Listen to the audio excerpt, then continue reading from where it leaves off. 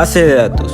Una base de datos es una recopilación organizada de información o datos estructurados que normalmente se almacenan de forma electrónica en un sistema informático.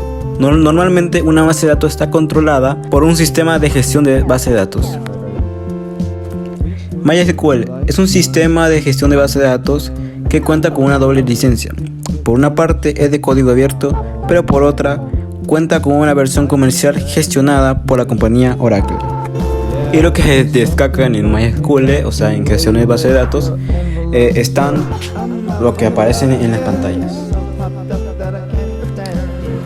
Un sistema gestor de base de datos es un sistema que permite creación, gestión y administración de base de datos, así como la elección y manejo de las estructuras necesarias para el almacenamiento y búsqueda de información del modo más eficiente posible.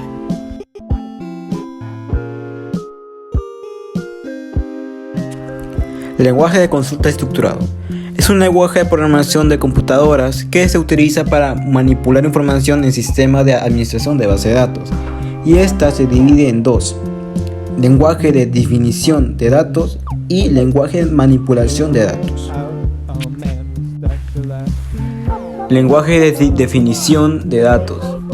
Este sirve para crear y modificar bases de datos o tablas.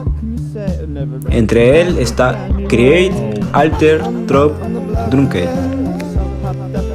La sentencia create nos permite crear una base de datos o una tabla. La sentencia alter nos permite alterar o modificar una tabla o base de datos ya creada. La sentencia drop nos permite eliminar una base de datos.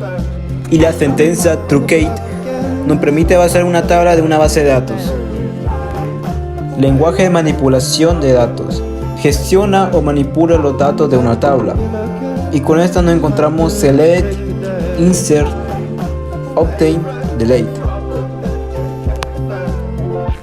La sentencia select. Esta sentencia se utiliza para recuperar información de una tabla. La sentencia insert nos permite insertar datos de una tabla dentro de una base de datos ya creada. Update nos permite actualizar el registro de una tabla en una base de datos. Y la sentencia delete nos permite eliminar las filas de una tabla.